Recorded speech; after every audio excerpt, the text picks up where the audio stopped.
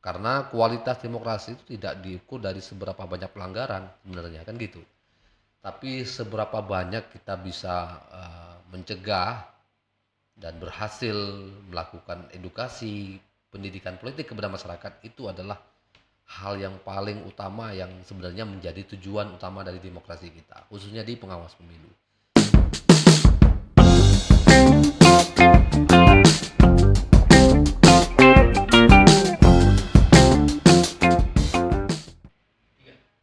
Assalamualaikum warahmatullahi wabarakatuh.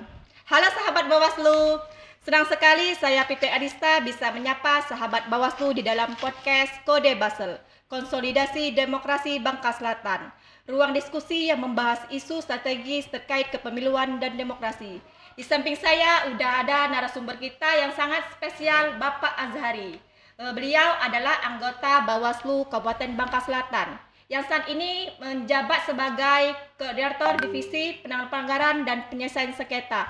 Sebelumnya beliau juga pernah menjabat di Divisi Pengawasan Humas dan Hubal ya Pak? Betul sekali. Ya, beliau ini hampir 2 periode di Bawaslu Kabupaten Bangka Selatan. Tentunya untuk ilmu kepemiluan jangan diragukan lagi. Maka dari situ kami mengundang narasumber kita Bapak Azhari yang akan membahas terkait strategi dan tantangan penanganan pelanggaran kampanye pemilu di era digitalisasi. Pak, kita udah tahu ya Pak, kampanye sekarang itu lebih ke media sosial Pak. Nah, pengalaman Bapak di pemilu 2019, Pilkada 2020, pemilu 2024 dan Pilkada 2024. Nah Pak, ada nggak perbedaan antara pelaksanaan pengawasan kampanye di pemilu 2019 dan pemilu 2024 Pak? Dari Ya, pandangan Bapak. ya. Jadi kita melihatnya bahwa pemilu ini dinamis ya. Kita lihat dari baik itu dari sejarah pemilu, bahkan sampai terakhir di pemilu 2024 ini peraturan selalu berubah-ubah ya. Dan ini tentunya meskipun yang sudah 2 periode pun juga keteteran juga. Artinya harus belajar juga, tidak ada perbedaan baik yang 1 periode ataupun yang 2 periode. Nah, hal ini dituntut bagi pengawas pemilu khususnya untuk mengupgrade keilmuan terkait dengan regulasi khususnya ya. Jadi untuk case ataupun situasi eh, di pemilu serentak tahun 2024 itu sangat kompleks juga. Meskipun sebenarnya di pemilu 2024 ini sudah mulai ada istilahnya mungkin lebih lancar dikit lah dibanding di pemilu serentak yang pertama, yakni di 2019. Kita lihat kalau di pemilu 2019 kelabakan sekali, bahkan banyak sekali korban dari penyelenggara pemilu kan gitu. Di pemilu tahun 2024 sebagai pengawas pemilu kita kendalanya lumayan juga ya. Jadi transformasi khususnya di kampanye, pelaksanaan kampanye kita mengalami beberapa kondisi, misalnya yang semula para peserta kampanye itu lebih banyak di tatap muka, tetapi di pemilu 2024 itu lebih banyak sekali orang menggunakan media sosial ataupun platform digital, eh, aplikasi instan yang digunakan, termasuk juga mungkin dalam ranah pembiayaan itu juga lebih lebih ke ranah digital juga. Nah, sampai saat ini yang menjadi pembeda dari kondisi-kondisi sebelumnya. Yang mana regulasi ini belum sepenuhnya diatur di regulasi. Ini menjadi tantangan kita ke depan. Nah, sudah dijelaskan Bapak tadi terkait perbedaan kampanye pemilu 2019 dan 2024, di mana kampanye melalui digital lebih murah dibandingkan kampanye tatap muka. Nah, Pak, itu bagaimana Pak tantangan yang akan dihadapi oleh Bawaslu untuk melakukan pengawasan atau pelanggaran terkait kampanye digital nanti, Pak? Ya, ini menjadi tantangan yang luar biasa ya. Karena eh, yang namanya arus informasi di dunia digital tuh luar biasa. Apalagi kampanye peserta pemilunya banyak sekali. Sementara kita lembaga Bawaslu belum memiliki tools ataupun alat untuk mendeteksi dan sebagainya. Sehingga informasi lewat begitu saja, ditambah lagi kalau ada pelanggaran, dugaan pelanggaran yang terjadi di media sosial ataupun di platform digital tertentu ya. Nah, ini akan sangat merepotkan kita karena belum ada regulasi yang secara eksplisit menjelaskan ataupun mengatur terkait dengan eh, apa namanya sanksi berupa apa itu belum ada. Sehingga upaya-upaya yang kita lakukan saat ini ataupun di 2024 kemarin itu ya lebih kepada himbauan ataupun pencegahan yang melalui pendekatan-pendekatan emosional dengan yang bersangkutan ataupun ke peserta pemilu, dalam hal ini adalah partai politik, agar para caleg-calegnya atau mungkin di pemilihan kepala daerah, dan kita langsung pendekatan kepada tim suksesnya untuk mematuhi peraturan perundang-undangan khususnya di kampanye. Nah, Pak, pada Pilkada 2020 kemarin, Pak, ada di berita, Pak, bahwa terdapat salah satu pasangan calon yang disebarkan melalui media sosial berpindah keyakinan, Pak, pada tahapan kampanye. Nah, itu bagaimana Bawaslu menyikapi hal tersebut, Pak? Oh iya, pernah ya di tahun 2020 kalau tidak Iya. salah itu kan. Kita di tahun 2020 Bangka Selatan ada 4 pasangan calon. Tetapi di situ luar biasa sekali isu yang berkembang dan sebagainya yang bergulir di tahun tersebut. Salah satu yang paling fenomenal di media sosial waktu itu isu SARA yang disampaikan oleh host tadi ya Mbak Pipin. Eh, ini tentu menjadi hal ataupun atensi yang harus kita seriusi ya. Jadi perhatian yang tidak bisa kita anggap main-main sebenarnya ya. Karena mengingat ini isu SARA. Tapi lagi-lagi yang menjadi hambatan kita sebagai pengawas adalah kita tidak dapat berbuat banyak ya. Jadi kalaupun ini mau dilakukan suatu penindakan lebih ke ranah pidana umum begitu. Isu SARA penyebaran konten-konten yang lebih ke arah fitnah atau ke di apa namanya mengarah kepada undang-undang ITE lebih seperti itu. Nah, kita diregulasi terkait dengan isu SARA di media sosial tidak diatur ataupun belum diatur secara eksplisit juga. Nah, langkah-langkahnya ya sama dengan kampanye pengawasan kampanye umumnya. Jadi melakukan pencegahan, kemudian melakukan apa namanya penelusuran kepada pihak-pihak terkait dengan informasi yang beredar, yang kemudian kita juga berupaya bagaimana supaya konten tersebut di take down. Meskipun upaya untuk men-take down konten seperti itu melalui platform tertentu itu perlu sekali koordinasi yang sangat intensif dan memakan biaya tentunya. Karena kita tidak bisa apa namanya men-take down karena user kemudian yang punya platform, yang punya kewenangan. Nah, sehingga ini eh, menjadi tantangan yang luar biasa ke depannya di ranah kampanye di era digital ini. Baiklah Pak Kordip, terkait tadi bagaimana Pak untuk kedepannya untuk supaya tidak ada lagi isu SARA di Kabupaten Bangka Selatan. Nah, kalau terkait dengan sinergi yang pernah kita lakukan sih ya, jadi kita coba sinergi sih. Sinergi. Jadi kalau apa ya, kalaupun misalnya regulasi tidak secara eksplisit, kita juga punya cara. Artinya pengawas pemilu juga harus memiliki strategi. Karena sebagus apapun aturan juga belum tentu bisa apa namanya maksimal juga dalam pengawasan ataupun penindakan. Karena kualitas demokrasi itu tidak diukur dari seberapa banyak pelanggaran sebenarnya kan gitu. Tapi seberapa banyak kita bisa mencegah dan berhasil melakukan edukasi pendidikan politik kepada masyarakat, itu adalah hal yang paling utama yang sebenarnya menjadi tujuan utama dari demokrasi kita, khususnya di pengawas pemilu. Nah, kita berharap apa namanya dengan strategi-strategi eh, berkolaborasi dengan pihak terkait. Misalnya kita punya sentra Gakumdu nih. Di sentra Gakumdu kita berkoordinasi dengan stakeholder kita baik di kepolisian maupun di kejaksaan, ibu intensif.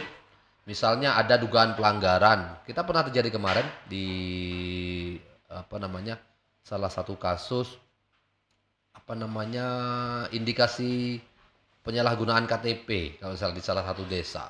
Meskipun sebenarnya kasus ini katakanlah di ranahnya belum penanganan pelanggaran, tapi kita coba edukasi masyarakat, edukasi yang bersangkutan, kita panggil, kita lakukan upaya semacam klarifikasi supaya mereka juga aware ya, mereka sadar juga jangan sampai melakukan ataupun menyebarkan informasi yang tidak valid ya, kemudian menyalahgunakan dokumen untuk kepentingan tertentu. Nah, sehingga yang rugi adalah masyarakat. Nah, ini yang kita lakukan. Salah satunya koordinasi dengan Gakumdu misalnya ya, sinergi antar lembaga dan juga kepada instansi-instansi stakeholder kita yang ada di Pemda untuk aktif bersama. Termasuk juga kita patroli ke masyarakat untuk diskusi langsung di pos kamling terpadu yang ada di desa, kemudian di kelurahan, kumpul-kumpul ke kelompok-kelompok organisasi masyarakat, organisasi para pemuda, dan juga kita sering berkunjung silaturahim kepada tokoh-tokoh agama yang menjadi panutan masyarakat. Sehingga kalaupun ada hal-hal yang sifatnya itu mengarah ke hal-hal yang melanggar kampanye ataupun yang lebih gawat dari itu, kita bisa mendeteksi ataupun mencegah sehingga mereka nggak jadi melanggar kampanye. Jadi begitu Mbak Pipit.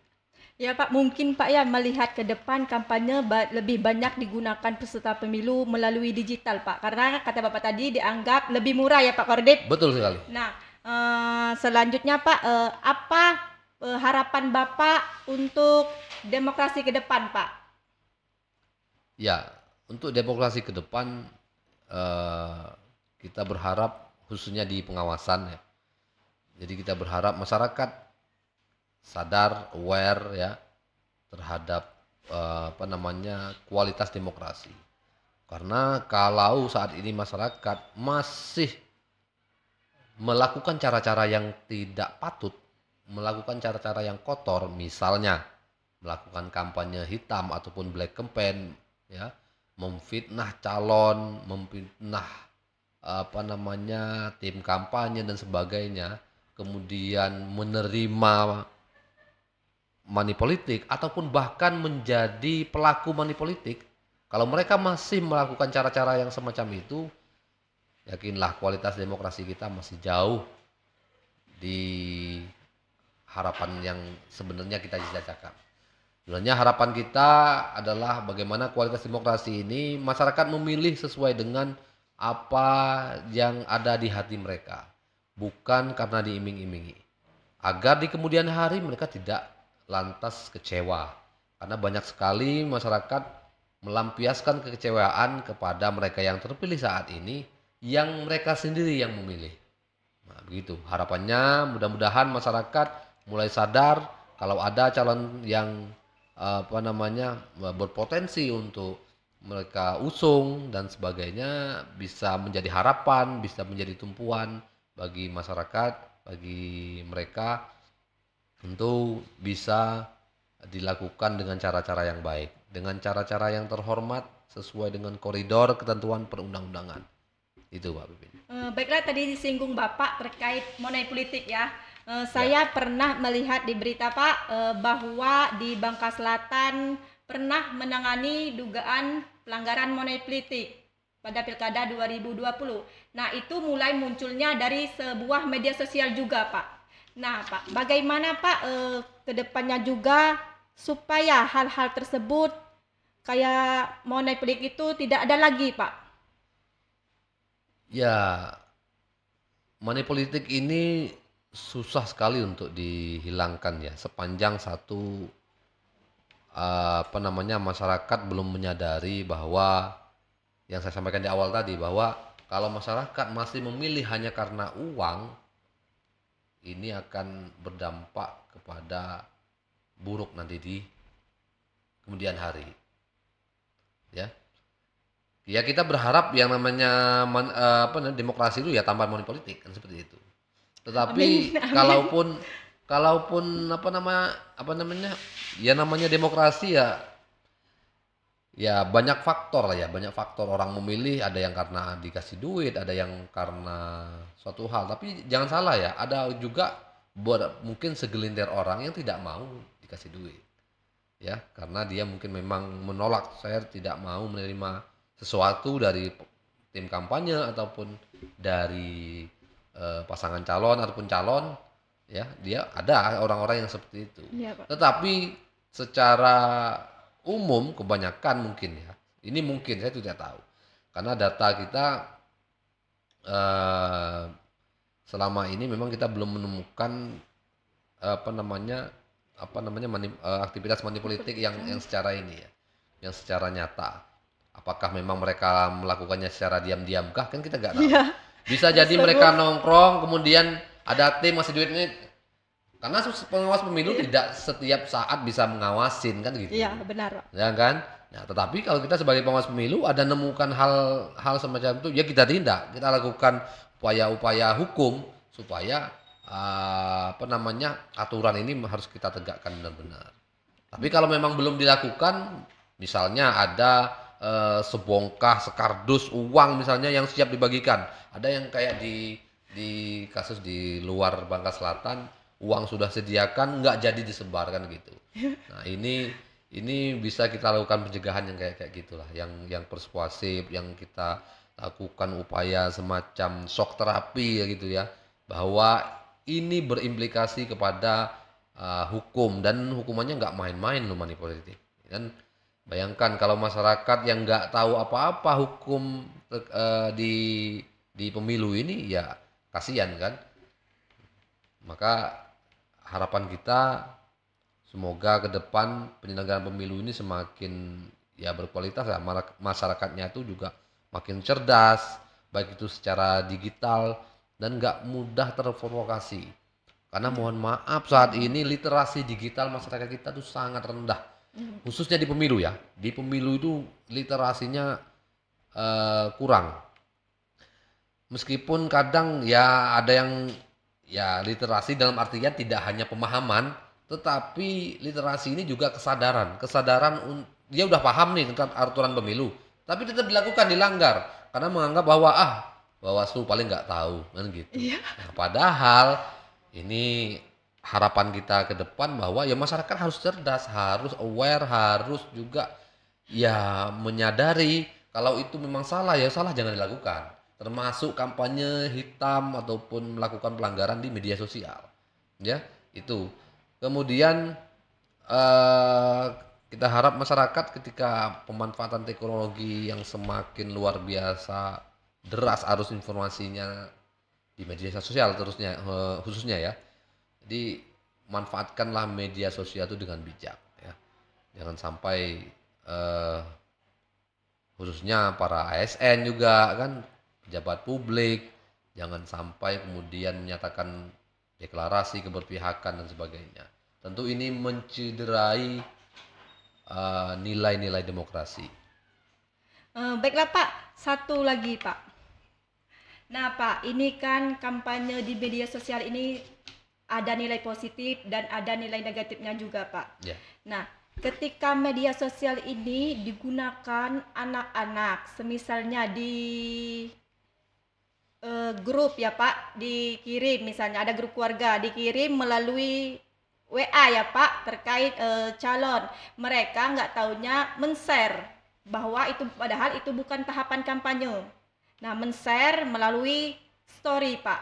Padahal anak di bawah umur yang belum paham. Bagaimana Pak? Apakah itu sudah ada regulasinya atau bagaimana? Dan juga Pak, apakah kampanye di media sosial itu sudah ada Pak regulasi yang diatur oleh baik dari Perbawaslu, undang-undang atau lainnya Pak? nah kita melihat pengawasan di pemilu ini tidak melulu berkaitan dengan regulasi ya. Jadi memang celah, karena inilah celah kita di regulasinya memang lemah. Tapi yang perlu kita sadari bahwa kadang regulasi yang jelas sekalipun kadang masih aja dilanggar, kan belum tentu, artinya begitu Mbak Pipin.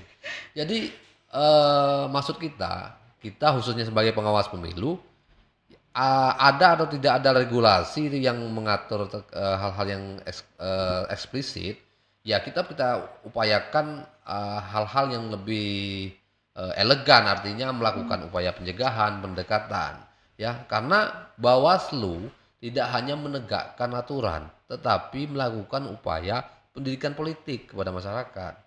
Percuma dong kita hanya menindak-nindak dan penindakan, ya.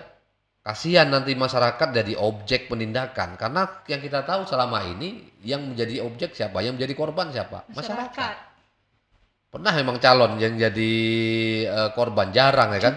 Kebanyakan money politik, masyarakat yang kena. Iya. Kalau kita lihat dari beberapa kasus di Lahat, kemudian di Pangkal Pinang, yang terjadi apa, yang kasus token di Kota Pangkal Pinang yang tahun 2000 berapa ya? 2018 atau 2018 kalau tidak salah, itu yang jadi korban siapa? Yang jadi korban adalah masyarakat itu sendiri. Ya, akibat ketidaktahuan ataupun ketidaksadaran bahwa itu adalah melanggar ketentuan kampanye.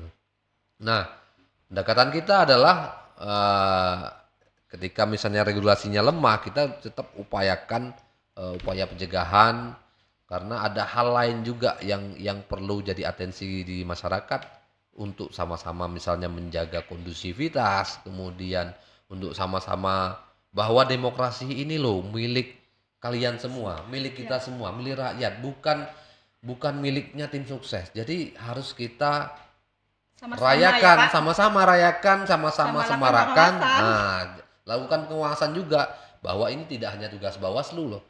Jangan salahkan siapapun nanti ketika ada persoalan di kemudian hari, ternyata gara-gara akibat kita melakukan hal-hal yang tidak diinginkan. Butuh Nah, itu. juga Pak ya laporan Iya, dari betul masyarakat sekali. ya. Kita sangat butuh peran aktif dari masyarakat. Karena sering juga kita lihat ataupun kita dengar, ngapain, kan udah ada Bawaslu, ngapain Iya. kita ngawasin? Kan udah ada Bawaslu katanya. Padahal Bawaslu ini ya secara konstitusi istilahnya memang diamanatkan ya, secara formalnya kita di Bawaslu. Tetapi kalau tanpa peran masyarakat ya omong kosong, percuma. Kecuali kita punya ribuan pasukan di bawah kan begitu. Nah, sementara kita punya personel yang terbatas. Secara institusional memang Bawaslu adalah lembaga resmi bagian mengawasi. Yang sudah diatur Nah, undang-undang ya Pak. iya diatur oleh undang-undang, dan masyarakat silakan ketika ada laporan lapor, ketika ada informasi sampaikan. Bawaslu akan memproses seperti itu. Oke Pak, baiklah Pak, closing statement Pak dari Bapak. Baik, jadi demokrasi yang berintegritas dan berkualitas itu dilahirkan ataupun melalui proses yang berkualitas juga. Jadi prosesnya berkualitas, maka pemimpin yang dilahirkan juga berkualitas. Gitu. Oke sahabat Bawaslu, bahwa di era digitalisasi ini sangat penting dan menjadi tantangan baru dalam pelaksanaan pengawasan pemilu ya Pak. Betul. Jadi kita butuh kolaborasi antara tadi penyelenggara pemilu, Betul. stakeholder dan masyarakat ya Pak, masyarakat. untuk menjaga integritas pemilu. Pak, sebelumnya kita tagline Bawaslu dulu ya Pak. Bersama rakyat awasi pemilu, bersama Bawaslu tegakkan keadilan pemilu.